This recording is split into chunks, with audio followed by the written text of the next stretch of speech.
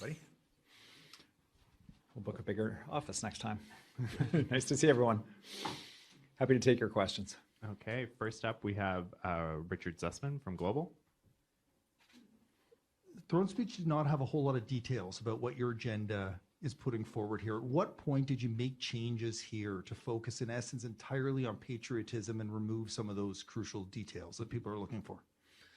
Well, the speech outlines the threat that's facing not just British Columbia and not just Canada, but many countries around the world, which is U.S. tariff policy right now. It's essential for us to reorient government to that threat. We were and have been preparing for lower interest rates, easing pressure on British Columbians, assisting businesses in reinvesting, expansion of our economy, continuing that work. Clearly, this is a different environment. We're now facing a scenario where there are tariffs threatened that will put Canada's and British Columbia's economy on the back foot. And we need to make sure that we're meeting the moment. British Columbians expect that with a credible plan to respond if ultimately tariffs are put on us proportionately and firmly to defend British Columbia and defend Canada, to grow our economy by expediting major projects, and by bringing legislation forward to enable us to do those things, as well as to diversify our trading markets both across Canada and around the world. This is going to be the issue of the session. It is the issue of primary concern for so many British Columbian and Canadian families, and it is our concern too, and it is our focus. The reason, though, why we need to have that strong economy, the reason we need to respond, is to ensure that we have the resources to deliver the services that British Columbians are looking for. And you heard that in the speech, whether it's healthcare, education, new schools. But in order to do that work, we need to have that strong economy. And there's a major, major threat on our horizon that's already manifesting just through the uncertainty that the president has created here. So that's our focus. That's where we'll stay focused. And we're going to deliver for British Columbians on that. Richard, do you have a follow-up? What are you looking for before deciding if the $1,000 rebate is coming back? Like, if the tariffs do not come into place, are we now waiting until the next budget cycle to have that rebate, or would there be mechanisms you could pull to bring it back if we just have threats of tariffs but no tariffs in the next month, 2 months, 3 months? We know British Columbians need support with lower costs. We know that they need support with the cost of daily life.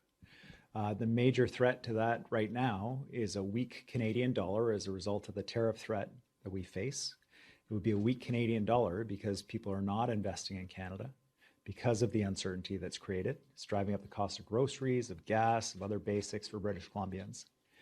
And so we'll find ways, and we'll continue to look for ways to support British Columbians. But the number one way we can support British Columbians right now is to be focused and ensure that the Americans know that if they hit us, we'll hit them back, and they'll feel it. And this isn't a fight we want. There are better ways for us to grow both of our economies. There are options for us to grow and prosper together as we have for generations.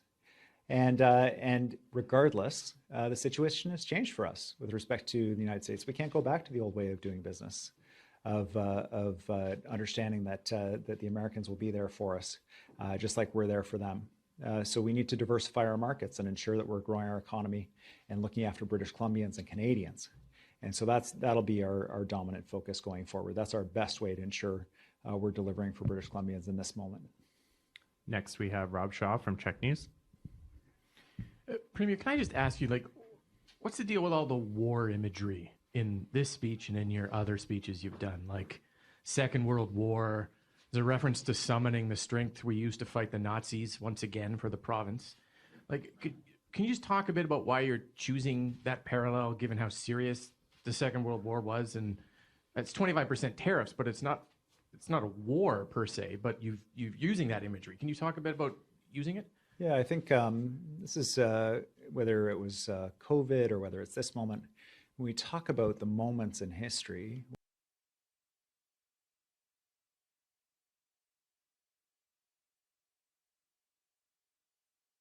when Canadians and British Columbia are all threats to the safety and democracy of Canadians and people around the world. And that is what we need in this moment. We need everybody to come together. We need labor and business to work together. We need Indigenous leadership to be on side. We we need all the members of this legislative assembly to work to ensure that we're responding to this. Because regardless of whether your house is bombed or whether you're foreclosed from it because you're fired, makes very little difference to a family. And this feels to British Columbians and Canadians, and I think rightly so, feels like an unprovoked attack.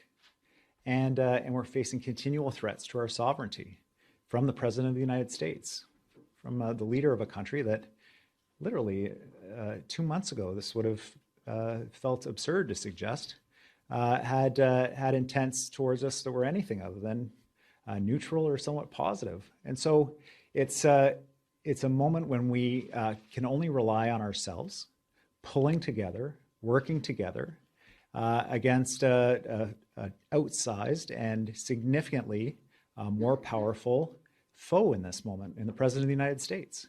And it's not Americans, it's not the friends and families across the border we talk to all the time. It's the President. He's decided to do this to us. We've got to work together. Rob, do you have a follow-up?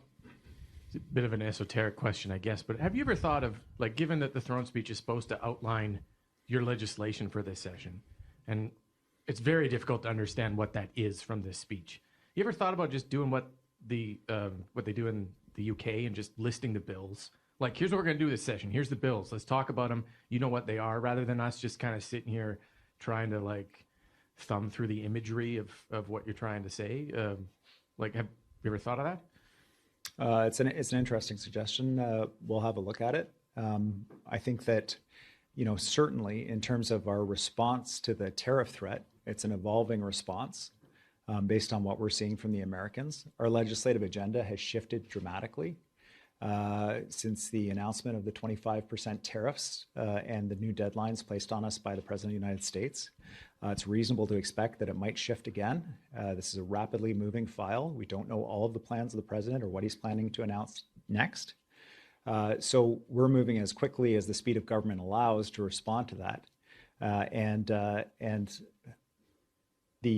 What we're communicating to British Columbians is, because of how quickly this is moving, because of how challenging this moment is, because we're working with other provinces and with the federal government and with business and with labor leaders, we're all working together, that this is where we're going. We're going to these key destinations of being prepared to respond and retaliate, of diversifying our provincial economy, and of speeding up our approvals of major projects. And this is the direction that we're going. You should expect to see legislation along those lines in the upcoming session. Next, we'll go to Rob Buffum from CTV. Well, hi, Premier. In terms of legislation, there's about 4 references to things, like infrastructure, speeding that up. There's a reference to tax credits. But is there anything new in this throne speech that has not previously been announced in terms of legislation? And if so, could you point us to it? Yeah, absolutely. So there's announcements in the throne speech of legislation to speed up major public and private projects in the province, to expedite those and ensure we're delivering. There's a commitment that British Columbia will join with other provinces to remove trade barriers that prevent us from trading with each other as easily as we trade with Washington State. I want to make it harder to trade with Washington State. The President's working on that on our behalf, but we want to make it easier to trade with other provinces. And we're going to make sure that we deliver on that. We're also going to make sure that we have the tools in place legislatively to retaliate in non-tariff manners against the United States if they decide to impose tariffs on us. The commitment to British Columbians is that we're going to deliver on that. Part of that is through legislation. Rob, do you have a follow-up? Yeah, just on that front, because obviously the tariffs would be a federal thing, but the non-tariff measures, you've talked in the past about electricity, you've talked about the highway to Alaska. Is there something you can point to specifically that you've considered further that we could see being implemented in this session? Yeah, our team is working hard with the federal government, with other provinces to identify opportunities where we can coordinate. Recently, the announcement of the tariff on aluminum and steel has created the possibility for us to have conversations with other provinces around the production of aluminum and how our companies are going to work together to respond to that threat. You don't know what the President's going to say next, what the next target will be, or what the supposed justification for those actions will be. And so we're going to have to be very light on our feet in responding to this and bring forward legislation to respond to it. That's my commitment to British Columbians, is we will do that, and that's what we're going to do. Next, we'll go to KU DeRosa from CBC. Last session, you took off the table the legislation to sue social media companies because there was a deal with Facebook, presumably. Now there's a hint in the throne speech to holding companies accountable for healthcare costs. Like, is that legislation back on the table? Has the deal with Facebook and other social media companies fallen apart? We're still working with those tech companies to make sure that our kids are safe. We think it's crucial that they own their part of the deal in offering these online services and ensuring that kids are safe when they access those services. We're going to keep doing that work with them. But in terms of healthcare costs, our focus currently is on products like vapes and looking at our success in the tobacco litigation, the marketing of vapes to youth, the availability of that product to young people, and the health consequences we've seen. And it's not proposed to be targeted at either generally or at the tech companies. It will be bespoke legislation for individual harmful products that have caused health consequences for British Columbians to recover those dollars that we have to spend treating people that these harmful products have hurt. It'll be very specific. Katie, do you have a follow-up?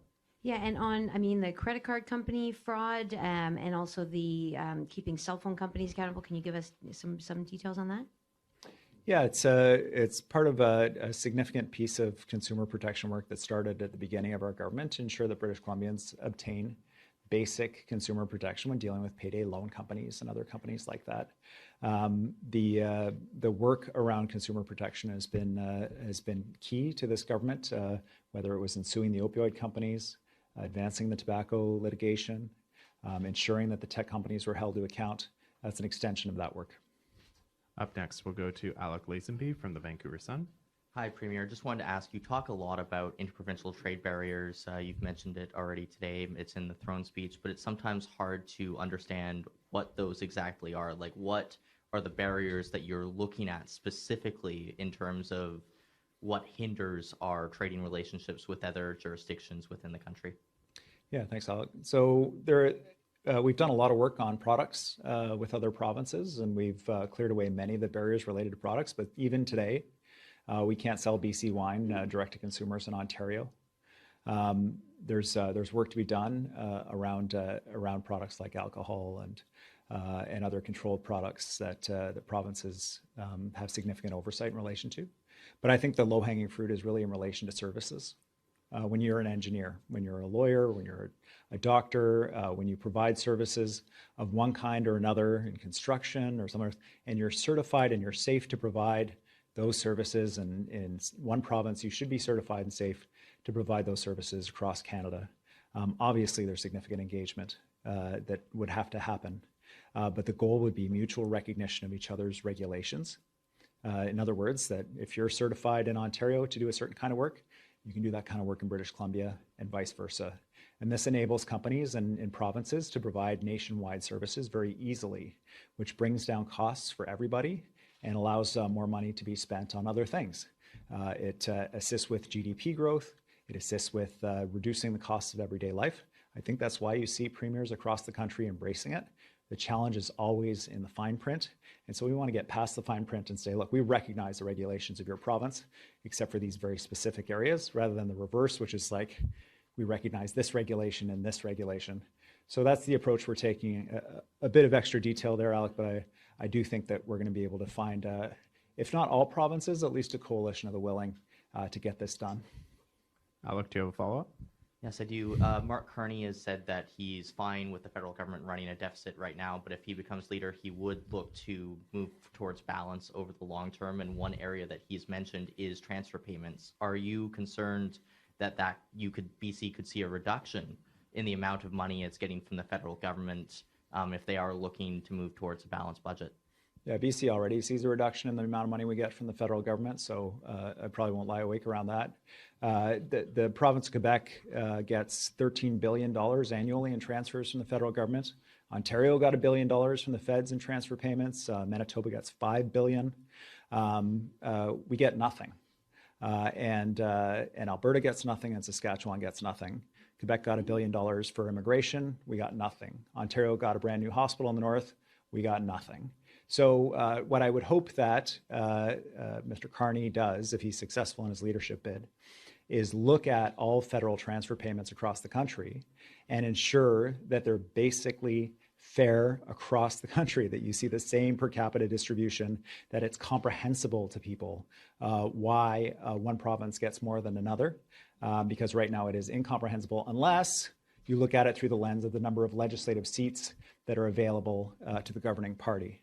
And that is a crass thing to say, but that is the reality that I see. If you're in Quebec or Ontario, it's much easier to make your case to the federal government. Next, we'll go to Justine Hunter from the Globe and Mail. Hi, Premier. You said earlier in your remarks here, at one point you had been expecting economic growth in BC. I imagine you've probably baked in your revenue side of your budget by now. So can you just outline to us what you are expecting and forecasting and what the year looks like ahead? Yeah, I'll let the finance minister speak to this in detail. We led Canada in GDP growth last year, which I was certainly very proud of. We were expecting to see significantly reduced growth this year, but still growth. And the economists on our forecasting council that advise us as we prepare our budget have already started to reduce their projections based on the impact of tariff uncertainty. Just the uncertainty created by tariffs has caused them to reduce their projections for revenue that the provincial government is anticipating. Obviously, this makes a challenging job of growing our economy even more difficult, which is why the throne speech is almost entirely focused on this threat, on how we're going to grow our economy and how we're going to diversify our trading partners and how we're going to dissuade the Americans from moving in this direction. Justine, do you have a follow-up? I'm tempted to press you for a little more detail, but I don't think you're going to give that to me. So I'm going to ask a question for a colleague. He's just looking for your description of Chief Palmer's resigning after 10 years and just what you think his term has been like. How would you sum it up? Sure, yeah, I wish Chief Palmer the best. Being chief of the Vancouver Police is a challenging job. There's multiple stakeholders. There's probably 5 protests a day. There's a lot of demands on the Chief of Police of Vancouver.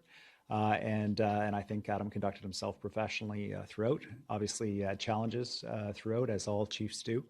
And I wish him the best of luck with his next career. I don't know, Minister Farnworth worked with him closely as Minister of Public Safety. I don't know, Mike, if you have anything you want to say. Yeah, no, I found him very professional to work with. I had a very good relationship, and I think we managed to accomplish a lot. And I also wish him well in his future plans.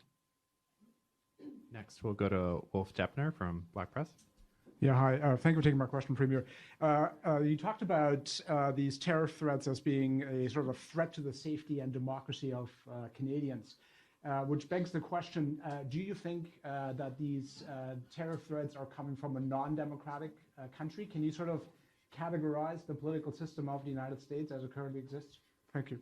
I think the president was duly elected by the people of the United States. I think he has a mandate to do what he's doing, but it doesn't mean that I think that it's wise or that I think it'll make Americans more prosperous or bring in a golden age. In fact, just the opposite. When you voluntarily put a 25% tax on yourself to import aluminum that you can't get from anywhere else in the world, I really struggle to understand how that makes your country more prosperous. I think it threatens your infrastructure projects. I think it makes life more expensive for Americans, for everything from car parts to building new planes. And that's just one category and a single tariff. When you put 25% across the board, the northern states especially, but certainly many U.S. states are going to see significant price increases as you're rebuilding LA and in North Carolina after flooding. Using Canadian wood, everything is now 25% more expensive because you can't get that wood anywhere else. It's not available to Americans. And so that's the piece that I don't understand. I don't question for a moment that the president was elected, but I do question that he was given a mandate to increase costs for Americans, because I thought the American election was about the exact opposite, actually. Okay, next we'll go to...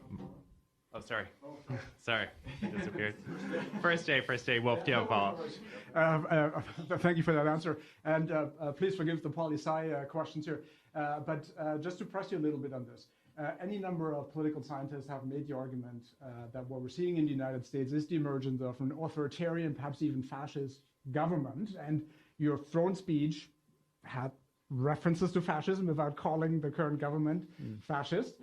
So again, how would you sort of how much agreement do you have with those voices who have made this argument? Thank you. Well, look, I mean, I'll leave that to the political scientists. I'm sure there are a lot of Americans who are fed up and want reform around the sprawling bureaucracy. I'm sure there are a lot of British Columbians that feel the same way about the public service here.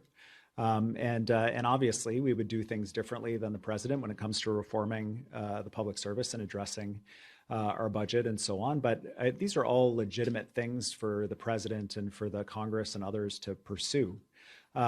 What I object to is the promotion of the idea that somehow this is going to somehow attacking Canada, your closest ally, making life more expensive for Americans, is going to increase the overall security of Americans in the face of threat from countries like China, and is going to make life more affordable for Americans when it's going to do the complete opposite.